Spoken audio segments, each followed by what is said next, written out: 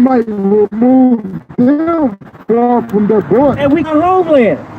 And now our homeland, Jerusalem, lay void as a wilderness. Go ahead. Behold, I will raise them out of the place where ye have sold them. You see that? The Most High said, don't be weary, you black and Hispanics. Don't worry and be so hard upon yourselves to worry. You stop believing in your God. Because the Most High still exists, and he said he gonna raise us up out of this place where we've been scattered. Go ahead. And will return your recompense upon your own head. And then we gonna return the recompense that was done to us upon those same nations that sold us. Why? Now get Second Maccabees. Second Maccabees, it should be verse 7. Chapter 6. So this is Second Maccabees chapter 6, and we'll get verse 14.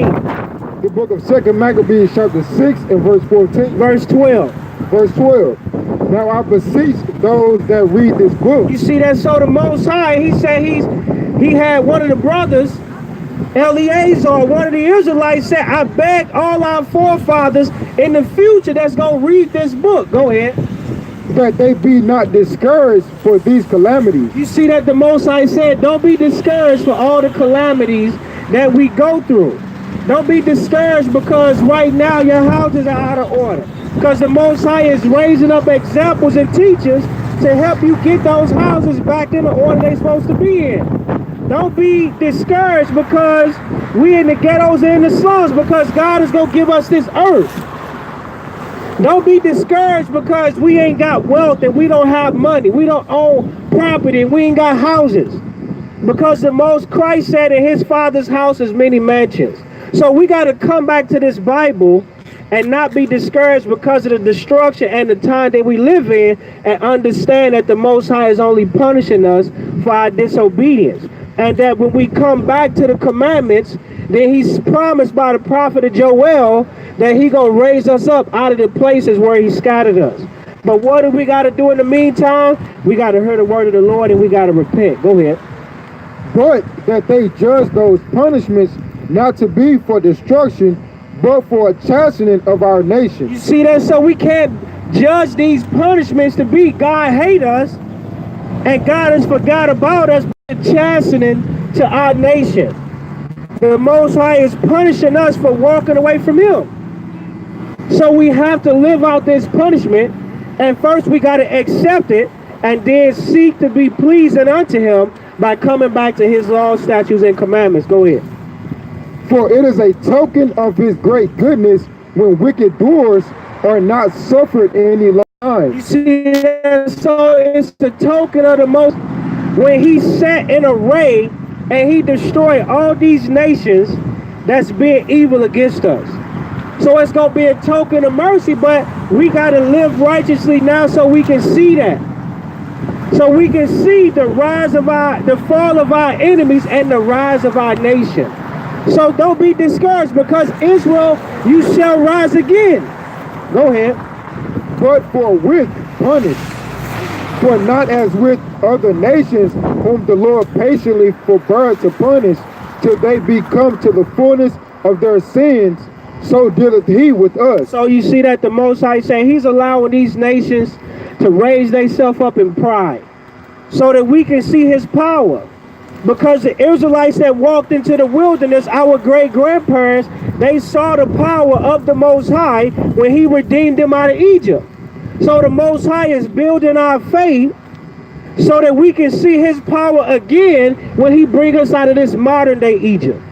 And he give us this earth back, and he set us back on thrones, judging the nations that hate us. Go ahead.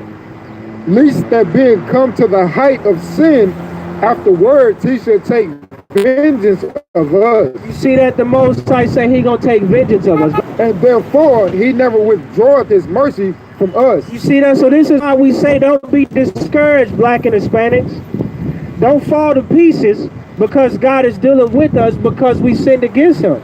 But we gotta humble ourselves and accept the punishment of our iniquity And in our lives, we got to just live keeping the commandments. And we got to work on our children. We got to work on ourselves. We got to work on our spouses. And we got to get back so that when the Father do give us this kingdom back, we know how to rule in it. But what does it take to rule? It takes laws. And the laws is what he wants us to humble ourselves to and acknowledge that we broke them. Acknowledge that we fell from his grace, which is his covenant, and did accept this newly grace that he gave to us through Christ. But what is the grace that the Most High want us to have now? Get Titus chapter 2. Titus chapter 2. What we doing, we giving you some confidence to say, you know what, we know times is bad now. Everywhere we look, we in hardship, but the Most High said he's going to bring us back out of this condition. That he never withdraw his mercy from us. This is the mercy of the Lord. Titus chapter 2, verse 11. The book of Titus, chapter 2, and verse 11. But the grace of God that bringeth salvation hath appeared to all men. You see that the grace, the mercy of the Lord that bringeth salvation. What salvation do the black and Hispanics need? How about salvation, deliverance from sin? Because we can't understand why we got single parent households in every neighborhood, in every country, and every land where we live. It's because the breaking of God's laws. It's because premature relationships. It's because the world taught us to just sow our royal oats, to play the field. But what did the Most High say about marriage? Let's get Hebrews chapter 13 and 4. Hebrews chapter 13 and verse 4. This is the book of Hebrews, chapter 13 and 4. Marriage is honorable in all. You see that God says marriage is honorable in all. What is marriage? When a man and a woman come together in the commandments of Christ and they make a covenant to dwell together forever and never depart. But in the order of the Most High. What order is that? Hebrews chapter 11. This is the marriage that God says is undefiled. This is the marriage according to the Most High God, according to the Bible. This is the order. Hebrews chapter 11, Corinthians chapter 11. 1 Corinthians chapter 11. And we'll get verse 3. The book of 1 Corinthians chapter 11, verse 3. But I will have you know that the head of every man is Christ. So this begins the marriage. The head of the man has to be Christ.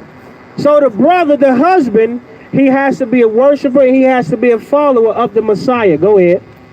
And the head of the woman is the man. And then the woman, she has to let this righteous man who's following Christ be her head, be her guide, be her instructor, be her teacher, be her counselor. This is the marriage that God said is honorable. Go ahead. And the head of Christ is God. Because all that comes down from the Father. So when the Most High said marriage is honorable in all, the marriage where a man and woman come together with this understanding that they're going to follow the laws, statutes, and commandments. And the woman is going to let the man lead. The problem that we have in our communities is that all the men have been defamed. All the men have been put down and all the women have been put up. Why? Because in slavery, our oppressors broke the man, the black man, and the Hispanic man. And then a lot of our sisters had to step up to the plate and lead and guide the house because the men were not there. But now the Most High is raising up righteous sons to be husbands, and now sisters, you got to fall back and let the husbands do their job. And stop bucking up against what they said when it's according to the Bible. So he said, whoremongers and the marriage is honorable in all. When we do it according to the Bible and not according to this world. Go ahead. Back to Hebrews 13 and verse 4. The book of Hebrews chapter 13 and verse 4. Marriage is honorable in all, and the bed of the foul. But whoremongers and adulterers, God will judge. It says, but whoremongers and adulterers, God will judge. And how is God judging us now? Because in the city of St. Louis, there are over 12,000 cases of HIV. And 70% of those cases of HIV are right here in the city of St. Louis, where the Black and Hispanics dwell. And it was so bad that in 2008, so there was HIV going around Normandy High School, to where there were over 1,000 cases of HIV of high students passing the virus back and forth. Why? Because of fornication. Because the laws of God, the Black and Hispanics, we didn't want nothing to do with. So when the Most High said marriage is honorable and all, when you go according to this word, but whoremongers, what's a whoremonger? That's when the brothers want to go from woman to woman without commitment, without these laws, without being righteous,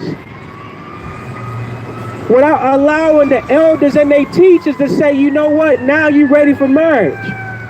Everybody think they're ready for marriage because you got a heart on, or because you burn it. The Most High said that's the reason that we get judged.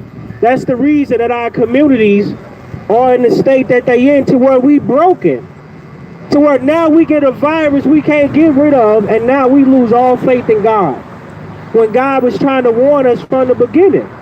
So those brothers and sisters that made that mistake, all you can do now is repent and hope that the Most High give you a new body and a new spirit and a new flesh in the kingdom that's not tainted with disease, that's not tainted with pain, that you need medicine.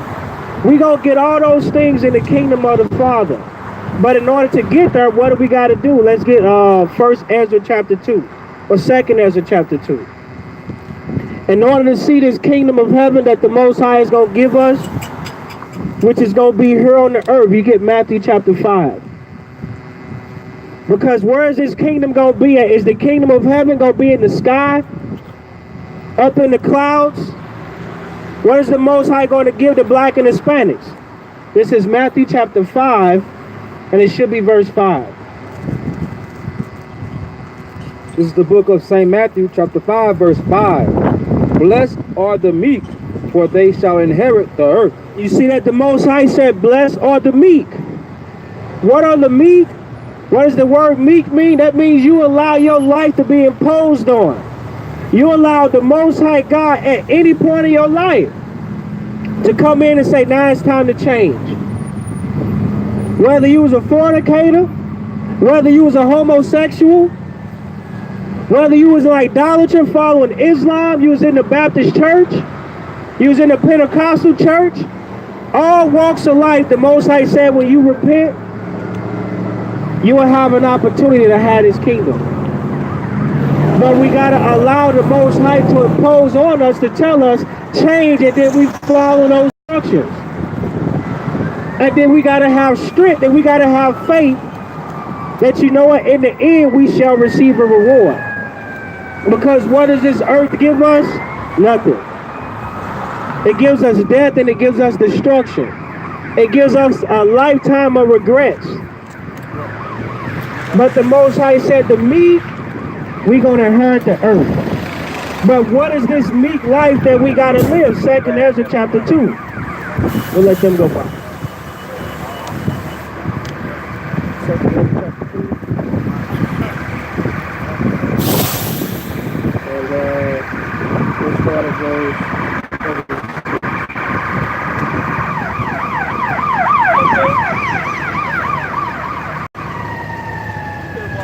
What's up, brother? Take a flyer. Get a flyer, brother. You can walk through. We out here teaching the word of the Lord. All right, brother. You got some time to hear the scriptures? Can I show you a law real quick? I wish I could, but I got to get on this bus. All right, well, check this out and take it with you. Get Deuteronomy chapter 4. Real quick. Or Exodus 20. Check this out. Exodus chapter 20 and verse 3. So this is Exodus chapter 20 and verse 3. Exodus 20 and 3. Thou shalt have no other gods before me. Thou shalt not make unto thee any graven image. Right, so God, he commanded us not to make graven images. So you keep that with you, brother. Then examine the that you got around your neck. The Most High said not to make graven images. Go ahead. Or any likeness of anything that is in earth above, in heaven above, or that is in the earth beneath, or that is in the water under the earth. Right, so the Most High, he commanded the Israelites to come out of all the doctrines that we've been indoctrinated with. And then we not to make graven images. So a lot of our brothers, we ignorantly, meaning not knowingly, because it's the fad, because of the false information that we receive, we put crosses on our necks. We wear what they call umps that have to deal with Egypt. But the children of Israel, we not Egyptians. The Egyptians actually enslaved us in the land of Egypt, and the Most High brought us out of that. What's up, brother? Come get your flyer. We out here teaching the word of the Lord, man, about the world to come. You want to be part of the world to come? Do you? Okay. Well, let me show you what.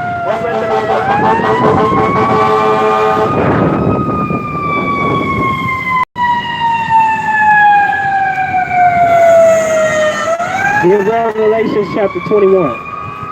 Yeah, just listen, check this out, brother. This what's coming in the world to come. So this is Revelation chapter 21, or is it 22? It's 21. Revelation chapter 21, it's 19.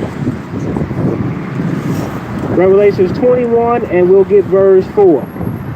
This is the book of Revelation, chapter 21 and verse 4. And God shall wipe away all tears from their eyes, and there shall be no more death. You see that? So in the world to come, God says that he gonna wipe away all our tears. So all the sorrow, all the hurt, the pain we had, we all got some kind of pain, you know what I'm saying, that made us weak. The Most High say he gonna wipe all that away, and he gonna take it away. And then the thing that we fear most, which is death, he said it ain't gonna be no more death. Go ahead. Neither sorrow. And it ain't gonna be no more sorrow. It ain't gonna be no more oppression. It ain't gonna be no more being hard to find a job. It ain't gonna be no more having to work. Because we gonna be the kings and the princes in this earth. Go ahead. Nor crying, neither shall there be more pain. Neither shall it be any more pain. So in order to get to this state, because living like this without being death, without being pain, that's being immortal. But the Most High said, in order to be immortal, we got to stop doing things that he against. Like this, some of you might not have knew. Get 1 Corinthians chapter 3. And then you get Ecclesiastes chapter, is it 38, about the medicines? Yeah. Ecclesiastes 38. Check this out. So this is 1 Corinthians chapter 3 and verse, you got that? You might want to get that. Ecclesiastes 38 and verse 4. This is the book of Ecclesiastes, chapter 38, verse 4. The Lord hath created medicines out of the earth. Right, so the Most High, he created medicines out of the earth. Well, these medicines, we call them herbs. You get what I'm saying? We call them herbs. So the herbs that he created out of the earth, so never at any time did he give us permission to take these herbs, these plants, these trees, and use them in a form to where they would hurt us. You get what I'm saying? So now get 1 Corinthians 3 and verse 16. The book of 1 Corinthians chapter 3 and verse 16. Know ye not that ye are the temple of God? And then some of you, we got to understand as a people, brother, we the temple of God. Go ahead. And that the Spirit of God dwelleth in you? And that the Spirit of God is supposed to dwell inside of us. Go ahead. If any man defile the temple of God. Now the thing, this is the disconnect. The Father say we ain't supposed to defile our temple. But how do we defile our temples today? One of the ways is smoking cigarettes. They destroy our lungs. You get what I'm saying? And eventually we get cancer. So when the Most High said he created medicines out of the earth, these herbs, they were supposed to heal us and destroy us. So as a nation, that's something that a lot of our people do not knowing, which is smoking cigarettes, which is smoking marijuana, and using these different herbs to get high or for some form of sensation instead of a healing purpose. Because if you was not sick, then you don't need it. Tobacco used to be used as a substance to help take away pain. And then weed, what they call weed, it was used in a liquid form to help stop seizures. It was the herb was they extracted different things from it to help stop seizures. But now we take those things and we use them for pleasure, when the Most High said we was never supposed to do that. And because we do so, now we destroy ourselves. When the Most High is saying, just come back to the commandments. Because what do the commandments do for us in Baruch chapter 3? Chapter 3.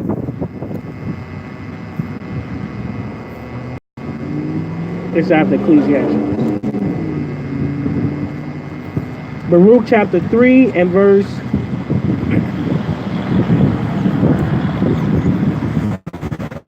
9. The book of Baruch chapter 3 and verse 9. Hear, Israel, the commandments of life. See that the commandments are supposed to give us life. So it says, hear, Israel, the commandments of life. Let's prove how the commandments give us life. Get Proverbs chapter 6.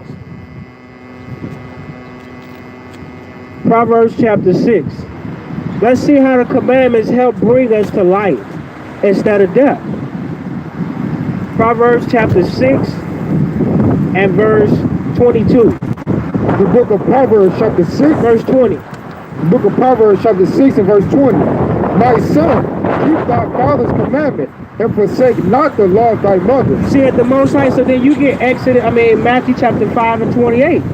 So the Most High said, Solomon, because Solomon wrote the Proverbs, the wisest king on the planet before Christ. He said, son, keep my father's commandments. Why did he have the ability to say that? Because he kept his father's commandments, David. So he knew that the commandments brought life. And he's going to give an example of when you break the commandments, how it gets you killed. So the commandment that we're going to deal with now is this. This is Matthew 5 and 28.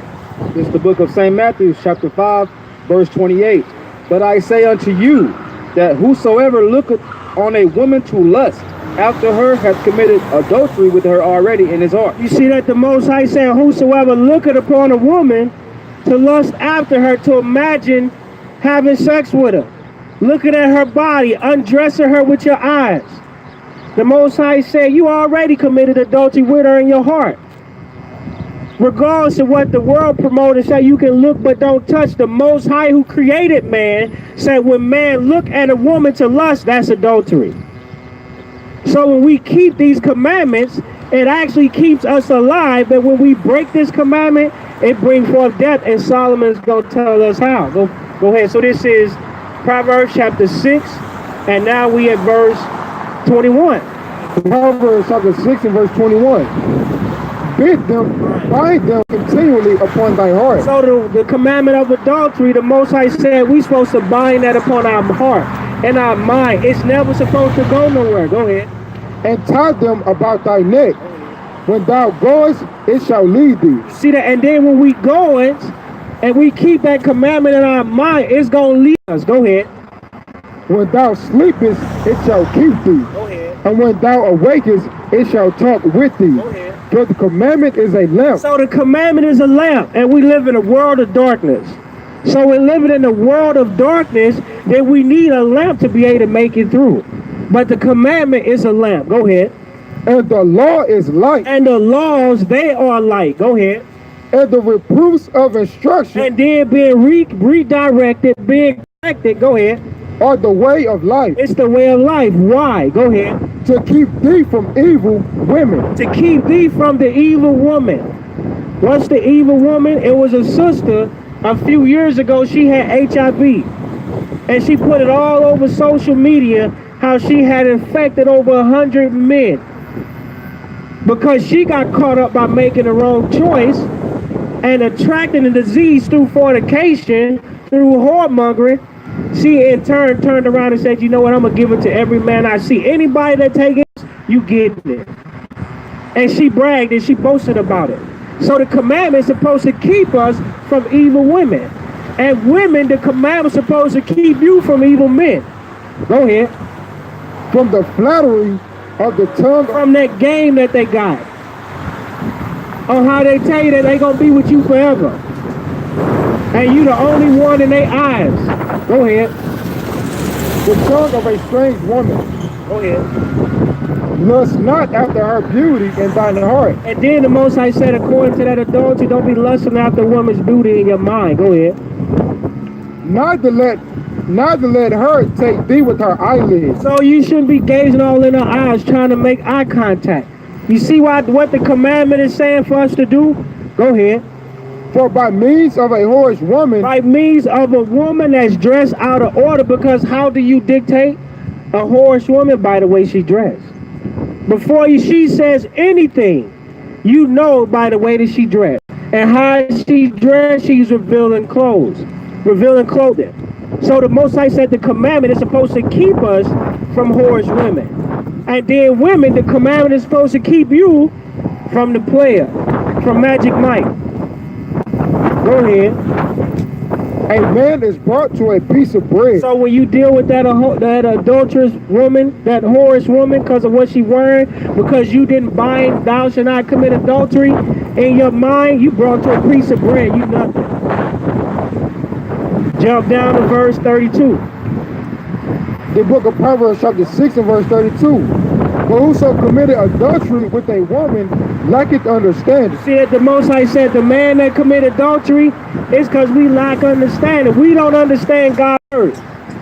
And we don't understand that when we break God's word, there's a judgment that comes right behind it. Go ahead. He that doeth it destroyeth his own soul. So when we commit adultery, when we are her being the player, the Most High said, don't worry, you destroying yourself. Go ahead. A wound and dishonor shall he get. And then a bad name shall you get. To where now you damage goods, to where now a woman will never believe nothing that you say. No matter how hard you try, you never recover yourself in the eyesight of man. Go ahead. And this reproach shall not be wiped away. And then that hatred, that wicked act, it ain't gonna never be wiped away. You're gonna always be known for that in the eyesight of man. So why do we keep the commandments? Because the commandments give us life. Go ahead. For jealousy is the rage of a man. Because when you commit adultery, you run into a jealous man. And the scriptures say jealousy is the rage of a man. Go ahead. Therefore, he will not spare in the day of vengeance. So when he come looking for the man that took his woman, the Most High said the spirit of this man, he ain't gonna spare. Go ahead. He will not regard any ransom. And it ain't gonna be no money and no gift that you can give him. Go ahead. Neither will he rest content, though thou givest many gifts. So you apologize. And though you say you didn't know she had a man, the Most High said this man ain't gonna rest content. So what do we hear in our neighborhoods? Gunshots. A lot of these things happen, but it be over women. It be over some woman that went from one man to the next, whoremonger. And then it went from some man who didn't have the law of not to commit adultery in his mind. Because it's safe to say that every woman out here has a man. So now, because that commandment get broken, now it bring death. So when the Most High said, keep the commandments of life, the commandments do bring us life. But we got to understand it and we got to believe it. The problem with our people, we don't believe God. We don't believe in this Bible. Everything that the Most High prophesied to happen, it happened. He said that a nation would go into captivity by the way of ships, and here we are. We all know that slavery happened. Whether we try and forget it or deny it or cast it to the back of our mind, we here in the land of our captivity because we sinned against our God. And when we think and remember all the atrocities that happened to our grandparents during slavery, why don't we think that the Most High be atrocious to us now? Why don't we think that God mean good when he say don't do it, or this is going So now we got to believe that God will destroy us when we sin. Let's prove it. Get Isaiah chapter 55. And then you get Ecclesiastes chapter 21.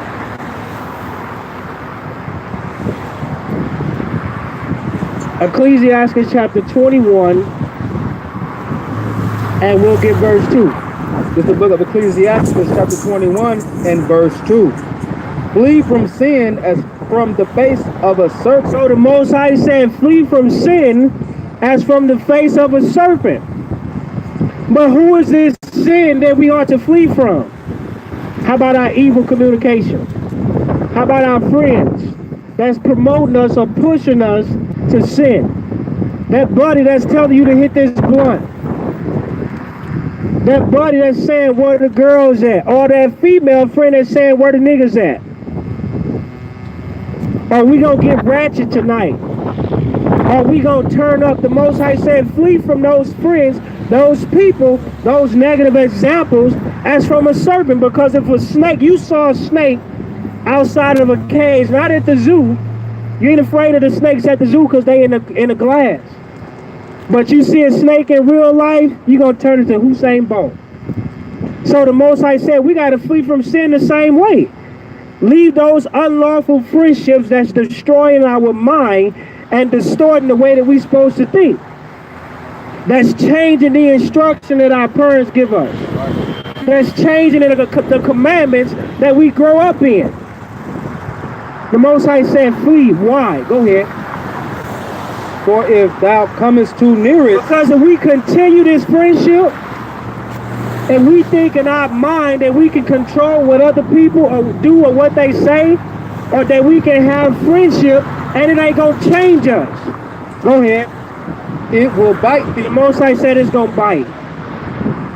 So if we continue these unlawful friendships, the Most High said we're gonna continue to be destroyed because we're gonna follow those examples. It might not happen right away, but over time you continue, and then next thing you know, their mindset is your mindset.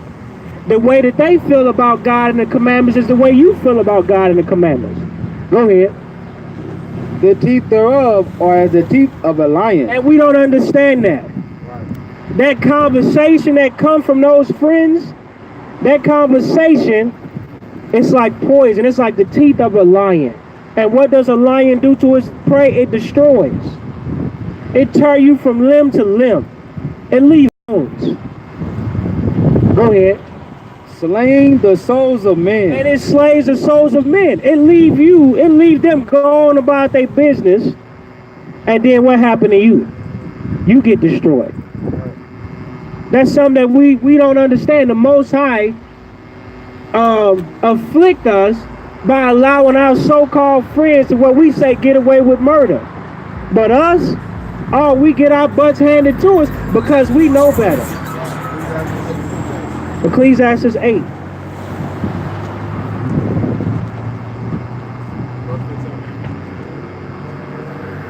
Ecclesiastes chapter 8 and verse 15.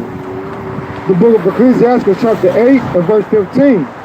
Travel not by the way with a bold fellow. See that? And where does it start? We end up traveling with bold fellows, walking down the hall, on the kids level, skipping class, being the jokester in the middle of sitting in the back of the class where all the funny men are. Oh, this my crew, these my homies, this the homeboy, this the homegirl. The Most High said, don't travel by the way with a bold fellow. What's a bold fellow? A person that don't want nothing to do with the commandments of God. That actually know what you supposed to do, but try and convince you not to do it. That's a bold fellow. But we call them friends. Go ahead.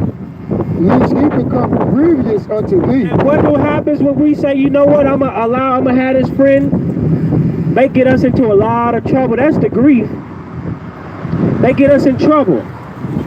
They get us suspended from school.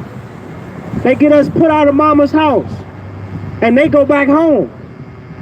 The Most High said, if we travel with bold people, lawbreakers, they gonna be an offense unto us. Go ahead.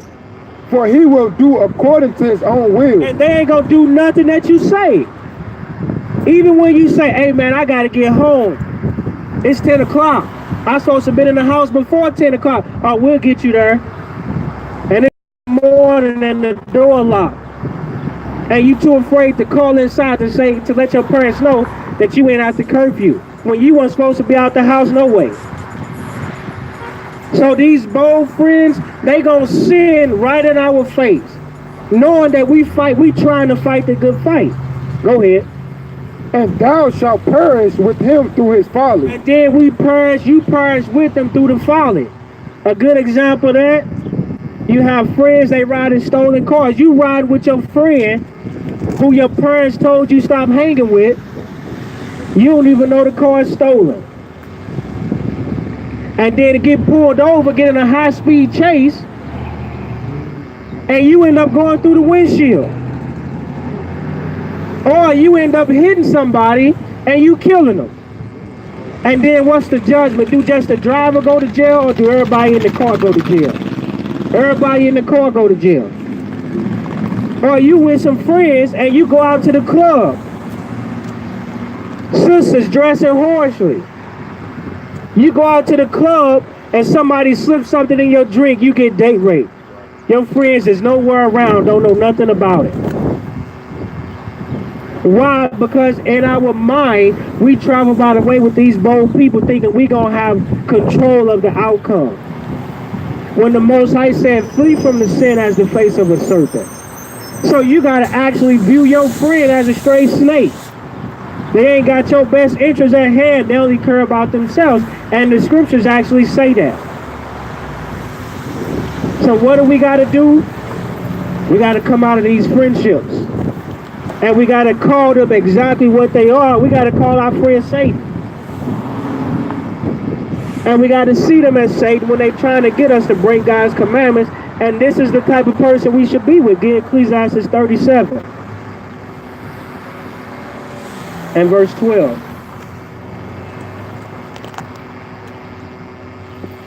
The book of Ecclesiastes chapter 37 and verse 12. But be continually man. See that the Most High said, be continually with a godly man. But what is the thing about this godly? Go ahead. Whom thou knowest to keep the commandments. Who you see keeping the commandments. Because that's the only way you gonna know if somebody keeping the commandments. You gotta actually see their actions. You gotta see them doing it. Go ahead. Of the Lord. And they keeping the commandments of the Lord, not the commandments of men. The commandments of men say as long as you wear a condom, and you know what, practice sex. When the Most High said the first time you have sex is supposed to be with your wife in a marriage that's ordained by him. The first time you're supposed to get a kiss is in a marriage that's ordained by the Father. The first time the opposite sex see you undressed is supposed to be your husband or your wife. Get 1 Corinthians chapter 7.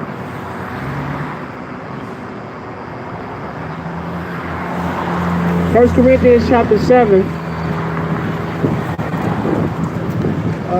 Let's look at it. 1 Corinthians chapter 7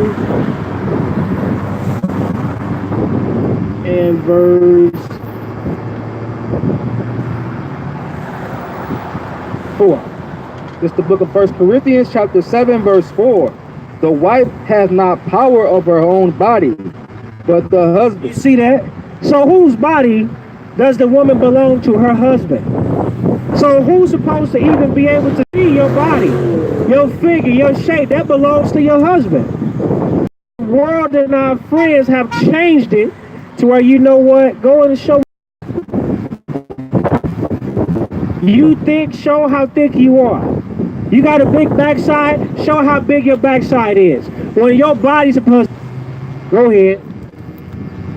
And likewise, also the husband has not power of his own body, but the wife. And then the men, because for some reason, us as men, we think we got a pass. All the women, they supposed to dress modestly, and they ain't supposed to be showing their figure, but then we got brothers and sisters with nice physique, jogging through the neighborhood with no shirt on, enticing the women.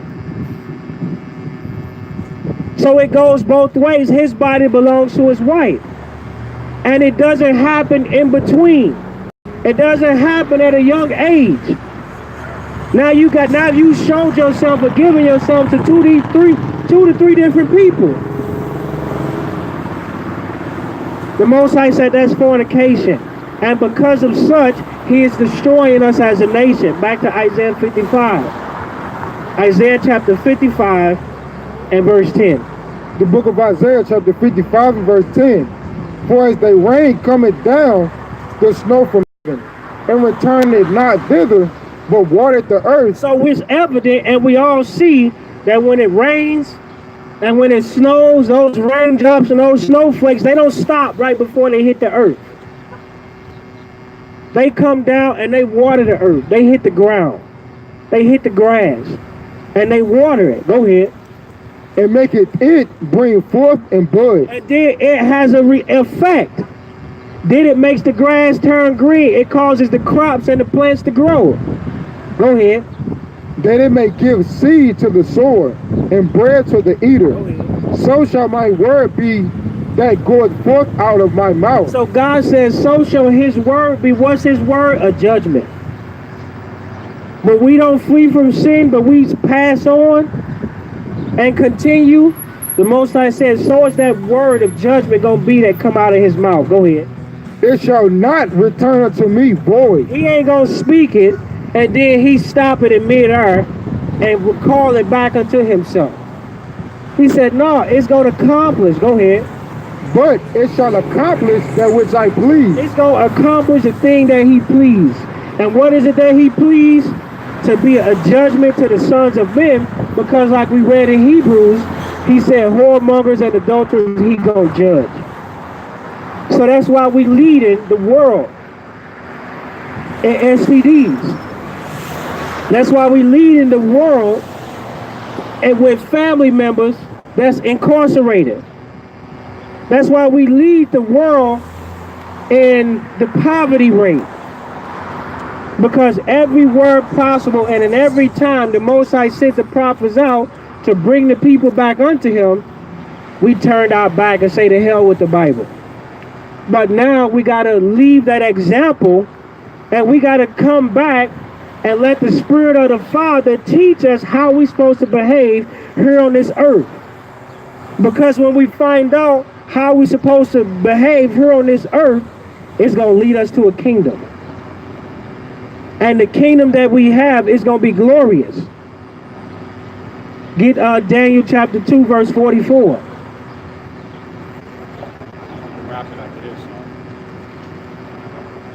Daniel chapter 2, verse 44. This is the book of Daniel chapter 2 and verse 44. And in the days of these kings shall the God of heaven set up a kingdom. So God is trying to set up his kingdom now by teaching the Israelites, who are the so-called black and Hispanics, how to rule this earth by keeping the commandments themselves and then teaching their houses and then enforcing it in the Israelite communities. Go ahead. Which shall never be destroyed. See that the kingdom that we gonna get through the keeping of the commandments is never gonna be destroyed. Go ahead.